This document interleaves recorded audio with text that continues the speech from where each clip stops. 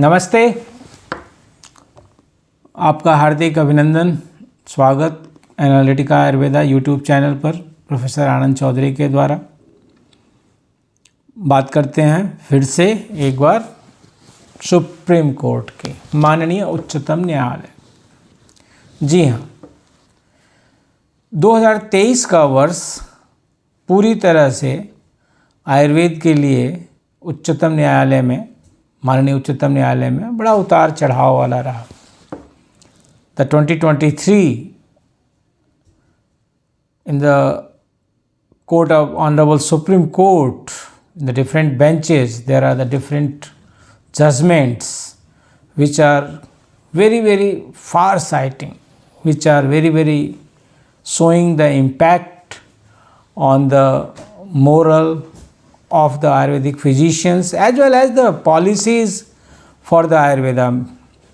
So different players, different parties, different petitions, and the judgment of the Honorable Court. So this was started, this all was started into the April 2023 when a Supreme Court, Honorable Supreme Court delivered a judgment by General V. Ramasubramanian that Ayurvedic physicians are not suitable to get equal pay with the allopathic physicians. Ayurvedic doctors को allopathy doctors के बराबर वेतन नहीं मिलना चाहिए। हालांकि एक case था, एक राज्य का केस था, गुजरात राज्य और गुजरात आयुर्वेद मेडिकल एसोसिएशन की रिट पिटीशन पर ये गुजरात सरकार आई थी सुप्रीम कोर्ट।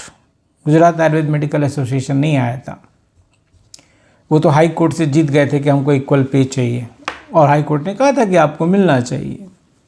लेकिन गुजरात सरकार, ध्यान दीजिए, गुजरात सरकार माननीय उच्च न्यायालय गांधीनगर के जजमेंट के विरोध में माननीय उच्चतम न्यायालय पहुंची, ऑनरेबल सुप्रीम कोर्ट। और इस केस में फिर एक ऐसी एफिडेविट जारी की गई जिसमें ये दिया गया था एसीएस गुजरात सरकार के द्वारा कि आयुर्वेदिक फिजिशियंस नाइट ड्यूटी नहीं करते, आयुर्वेदिक फिजिशियंस इमरजेंसी ड्यूटी नहीं करते, आयुर्वेदिक फिजिशियंस को वो सारे काम नहीं करते जो एलोपैथिक फिजिशियंस करते हैं। और फिर ऑनरेबल जस्टिस ने कहा कि the facts on the table of the court on the basis of that without commenting on the merits of the system, important note करिए, without commenting on the merits of the system on the facts before the court, we are of opinion that Ayurvedic doctors should not get the equal pay as to the allopathic doctors.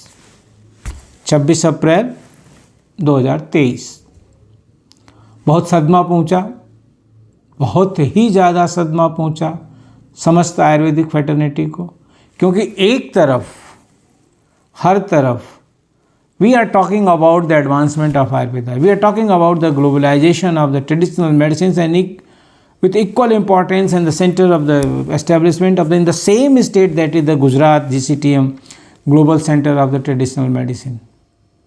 And many more things, even from the state of the Gujarat. अगर वो ACS साहब जिन्होंने कि affidavit दिया था, अगर वो कुछ थोड़ी दूरी पर गांधीनगर से 300 किलोमीटर की दूरी पर जो स्थित है ITRA Jamnagar, institute of teaching research in Ayurveda, Jamnagar ही चले गए होते, या वो उतनी भी दूर जाने की ज़रूरत नहीं थी, नडियाड चले गए होते, वहाँ पर जेएसएस आयुर्वेदिक कॉलेज में उतना भी दूर नहीं जाना था, बस अपने शहर में ही अखंडानंद आयुर्वेदिक कॉलेज पर चले गए होते, तो उनकी एसीएस साहब की ज्ञान में वृद्धि हो गई होती कि हाँ आयुर्वेदिक फिजिशियंस कितना काम करते हैं। लेकिन जब नीयत ठीक नहीं थी उनकी, तो उन्होंने ऐसा एफिडेविट दिया और नतीजा सामने आया। चलिए, तो उस सदमे को देखते हुए फिर बहुत सारी पार्टीज़ ने, बहुत सारे लोगों ने रिव्यू पिटीशन जारी की। NCISM भी उनमें से एक थी और उसकी तरफ से अटॉर्नी जनरल, सॉलिसिटर जनरल भी अपीयर हुए थे। और फिर जजमेंट आ गया 2 नवंबर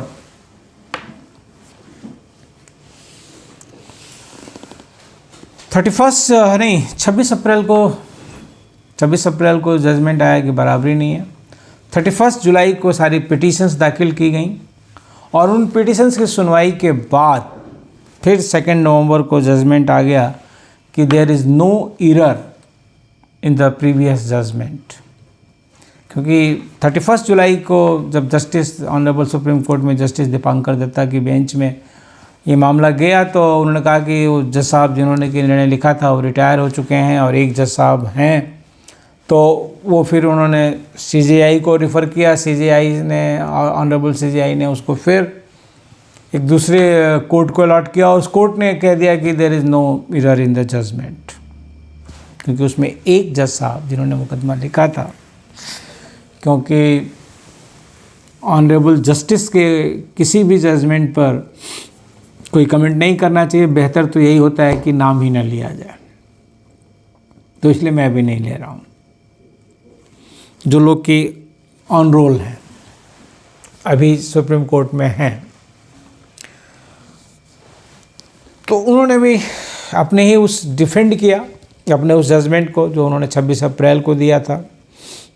उस जजमेंट में वो जज साहब भी को ऑथर थे, तो उन्होंने नवंबर में भी वही जजमेंट दिया। ऑब्वियसली जब एक बार आप जजमेंट दिए हैं फिर दोबारा आप किसी को रिव्यू पिटीशन को देख रहे हैं तो आप अपने पहले जजमेंट को सही ठहराएंगे।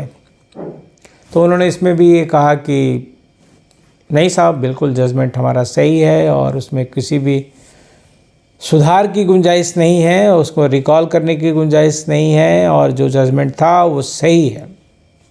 फिर उसमें उन्होंने कहा था NCISM को, क्योंकि NCISM से भारत सरकार के सॉलिसिटर जनरल अपीयर हुए थे, तो उसमें उनको एक थोड़ा सा कहा था कि हाँ आप एक नए सिरे से और नए तरीके से रिट करिए। तो आज जो मैं आपके सामने हूँ इस बात को लेकर के हूँ कि बहुत ही प्रसन्नता का विषय है हमारे लिए और हमें गर्व करना चाहिए। We should feel pride on the present leadership, central leadership.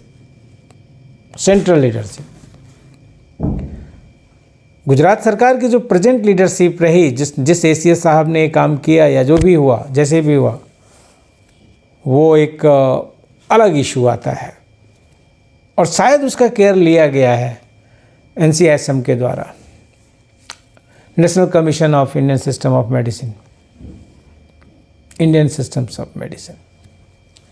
तो जो यहाँ के जो लीडरशिप है, प्रेसिडेंट वैद्य जयंत देव पुजारी जी और सभी लोग और हमारे सेक्रेटरी साहब, क्योंकि सब लोग एक साथ ही हैं। 3 दिसंबर को इन लोगों ने एक पिटीशन फिर दायर की है। तो ये चौथी घटना हुई 2023 की।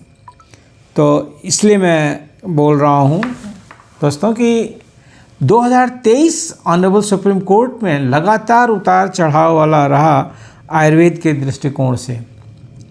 और ये कहानी फिर से अगर मैं रिपीट करूँ क्रोनोलॉजी में, तो शुरू हुई 26 अप्रैल के एक जजमेंट से, जिसके लिए कि रिव्यू डाले गए फिर 31 जुलाई को।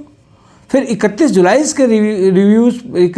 के रिव्यूज़ पर डिसीजन आ गया 2 नवंबर को, और फिर 2 नवंबर के डिसीजन के ऊपर एक रिव्यू डाल दिया गया है 3 दिसंबर को, 3 दिसंबर। And here is the national commission of the Indian system of medicine who has filed a review petition against the filed on the supreme court की रजिस्ट्री में वो 3 दिसंबर को शाम को 4:07 पर डिजिटल रिकॉर्डिंग है, फाइल की गई। अभी उसका स्टेटस पेंडिंग दिखा रहा है और हमने चेक किया, लेकिन जहाँ तक मैं चेक कर सकता हूँ तो उसमें अभी पेंडिंग ही दिख रहा है। तो ये इन्होंने अब की बार NCISM ने स्टेट ऑफ गुजरात पर मुकदमा किया है। यहाँ एक बड़ा सही स्टेप लिया इन्होंने the state of Gujarat secretary health and family welfare department सचिवालय गांधीनगर। दूसरा इन्होंने पार्टी बनाई commissioner health medical services medical education department Gandhinagar. Third इन्होंने बनाया chief personal officer health medical services and the medical education Gandhinagar. Fourth और फिफ्थ और सिक्स्थ बाय नेम है। Fourth है डॉक्टर एन.डी. सोलंकी, फिफ्थ है फोर्थ डॉक्टर पी.ए. भट्ट जो कि डिस्ट्रिक्ट भावनगर से हैं। फिफ्थ हैं डॉक्टर एन.डी. सोलंकी जो कि डिस्ट्रिक्ट भावनगर से ये भी हैं। और सिक्स्थ में हैं डॉक्टर डी.एम. गोहिल और ये भी डिस्ट्रिक्ट भावनगर से ही हैं।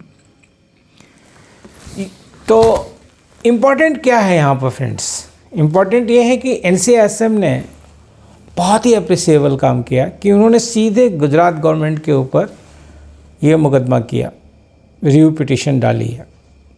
और उसमें 3 सरकारी डिपार्टमेंट जो कि सरकार के नाम पे हैं और 3 बाई नेम हैं।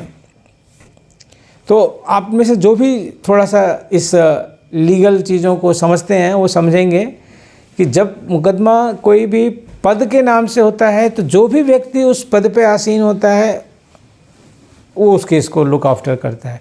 लेकिन जब नाम से होता है और जब नाम से होता है तो भले ही आप सेवानिवृत्त हो गए हों, भले ही आप उस एसोसिएशन में न हों जिसके आप पदाधिकारी थे, कुछ नहीं है। जब आपके नाम पर आपको पार्टी बना दिया जाता है तो आपको खुद वो मुकदमा देखना पड़ता है। तो NCSM के जो लॉयर हैं और ये जो मुझे रिकॉर्ड दिख रहा है उस रिकॉर्ड के हिसाब से एडवोकेट अंकिता चौधरी हैं।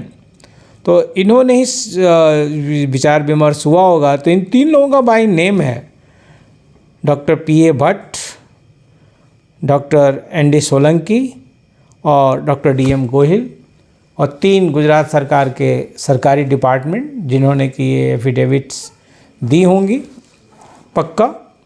और जिसमें कि फिर से एक बार मैं नाम पढ़ूं तो secretary health and family welfare department, then commissioner health medical services medical education and chief personal officer health and medical services and medical education. इस मुकदमे को NCSM इस इशू को नॉट मुकदमा, इस इशू को NCSM जिस तरीके से टेकअप कर रही है और जिस तरीके से इसको फॉलो कर रही है वो निश्चित रूप से बहुत ही अप्रिसिएबल है।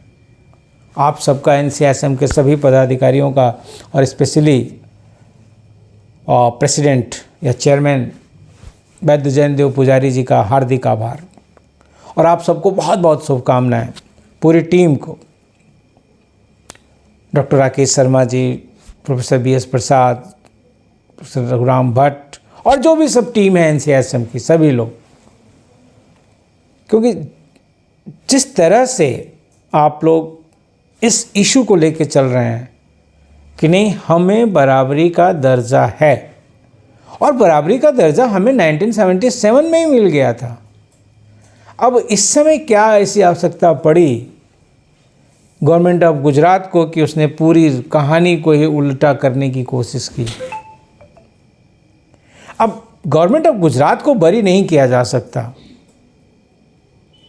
गवर्नमेंट ऑफ गुजरात को जिम्मेदारी लेनी होगी कि एक तरफ जब माननीय प्रधानमंत्री पिछले 10 वर्षों से एक नई दिशा दे रहे हैं आयुर्वेद को, लगातार ही is giving a new direction to the Ayurveda and all traditional systems of the medicine, specifically the yoga and even Ayurveda, सभी को, and he is making a global attempt to keep all these systems of the medicine at par in the service of the humanity, everywhere he is advocating this, Honorable Prime Minister. Then how the government of Gujarat, and of course the responsus superiores, the political responsibility is also there, and that is to the Honorable Health Minister of that the government of Gujarat at that time, and the Honorable Chief Minister of the government of Gujarat of at that time, when that affidavit was submitted to the Honorable Supreme Court. They have to take some moral responsibility of this debacle, this crisis which happened unwarranted.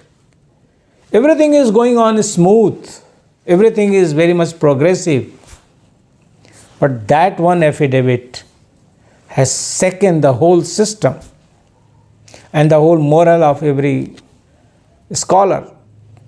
When the new scholars are coming for the admission through the NEET in the BMS course, and see, nowadays in this digital world, every information is global, in the minutes, in the seconds, viral.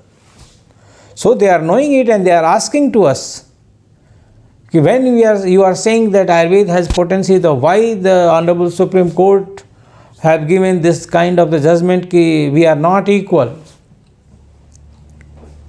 How these two contradictory things are going on? But this fourth, maybe it is the second attempt by the NCISM in this case, because once NCIM attempted into the 31st July, and now this is on the 3rd December. Status of this petition is the showing on record pending, and I am very much thankful to Vaidya Dilip from Surat who provided me this information, because sometimes it is difficult to manage the time to review everything and to see the all websites, because since last 15 days I was very much busy with the two very important assignments, and that is for the undergraduate and the postgraduate teaching schedule, as well as some conferences at the NIMHANS Bangalore, that is the Yantra 2023, and the one CME on the Rasat and Bhaishya Kalpana at Dr. Sarvapalli Radhakrishnan Rajasthan Ayurveda University, Jodhpur. So when we are talking about the subjects and thrust area, then something about all these things, law and the legal things, are just overlooked, I can say. But when these petitions are there and it is under pending, now I shall try to follow it every time. What's the progress, and with every progress I shall be before you with this information. And this petition number is 50380 50,380 of the 2023. By this channel and by you, on behalf of you all, once again I express my gratitude to the leadership of the NCISM, Vaidya Jain Dev Pujari ji, and of course the overall leader, the secretary, Vaidya Rajesh Kotecha ji, because this is the issue of our pride, this is the issue of our equivalency, this is the issue of our existence, this is the issue of our emotions even. So we have to see that a day must come as a judgment from the same Honorable Supreme Court in the light of the facts.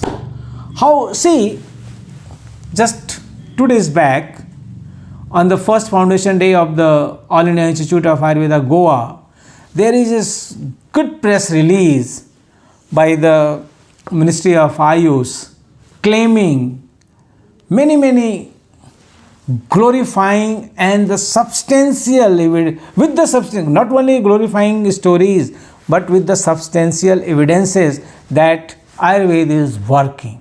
Ayurveda is working. And when All India Institute of Ayurveda, ITRA, NIA, Udupi, Hassan, Trivandrum, BHU, everyone is working. Then how such kind of judgments are by the pen of the Honorable Supreme Court? Certainly